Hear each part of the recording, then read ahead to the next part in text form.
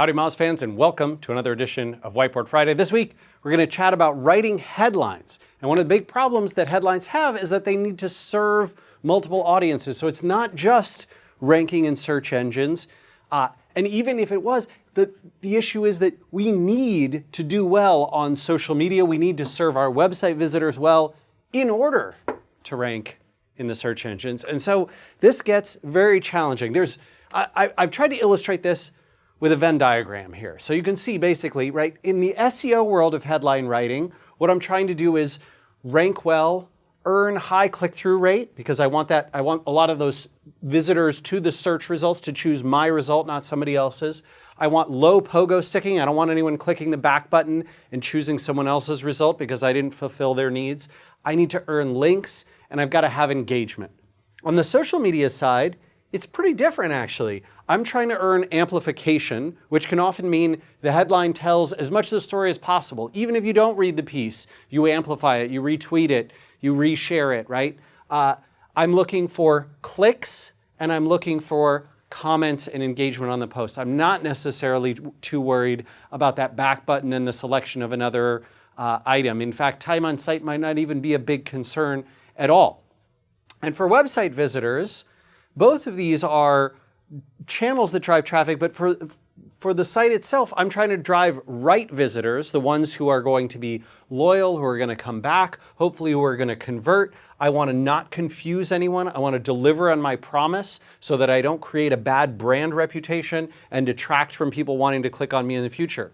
For those of you who have visited, a site like a Forbes or maybe even a BuzzFeed, and you have an association of, oh man, this is going to be that clickbait stuff, and I don't want to click on their stuff. I'm going to choose somebody else in the results instead of this brand that I remember having a bad experience with. There's some notable direct conflicts in here. So one of them, keywords for SEO can be really boring on social media sites. And when you try and keyword stuff especially, or be keyword heavy, your social performance tends to go terribly. Creating mystery on social, so essentially not saying what the piece is truly about, but just creating an inkling of what it might be about, harms the clarity that you need for search in order to rank well and in order to drive those clicks from a search engine. Also hurts your ability generally to do keyword targeting. The need for engagement and brand reputation that you've got for your website visitors is really going to hurt you if you're trying to develop those like clickbait style pieces that do so well on social.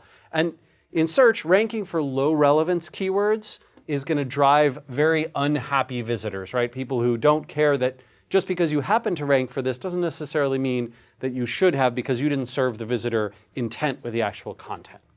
So how do we resolve this? Well, it's not actually a terribly hard process. In 2017 and beyond, what's nice is that search engines and social and visitors all have enough shared stuff that most of the time we can get to good, happy resolution. First off, I'm going to ask you to determine who your primary audience is, your primary goals, and some prioritization of those channels. So you might say, hey, this piece is really targeted at search. If it does well on social, that's fine, but this is going to be our primary traffic driver. Or you might say, this is really for internal website visitors who are browsing around our site. If it happens to drive some traffic from search or social, well, that's fine, but that's not our intent. Step two, for those non-conflicting elements, right? So this could be like the page title that you use for SEO doesn't always have to perfectly match the headline. If it's a not even close match, that's a real problem. But an imperfect match can still be okay.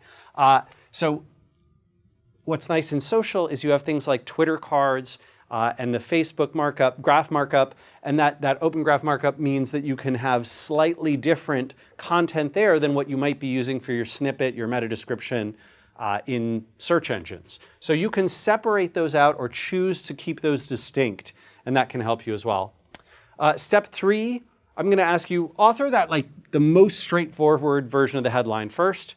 And then step four is to write the opposite of that. The most social friendly or click likely, click worthy version doesn't necessarily have to worry about keywords, doesn't have to worry about accuracy or telling the whole story without any of these other considerations. And then in step five, we're going to take 3 and 4 and just merge them into something that will work for both, that compromises in the right ways, compromises based on which your primary audience, your primary goals, and then add in the critical keywords that you're going to need.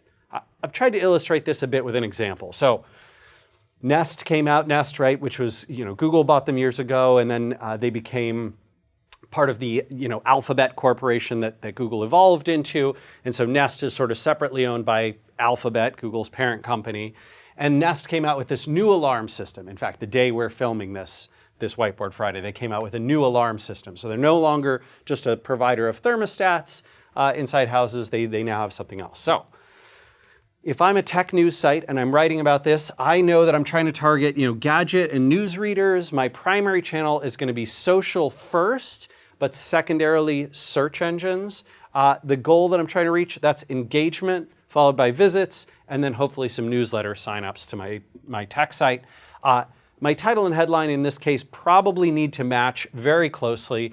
So the social callouts, right, the social cards and the open graph, that can be unique from the meta description if need be, or from the snippet, the search snippet if need be.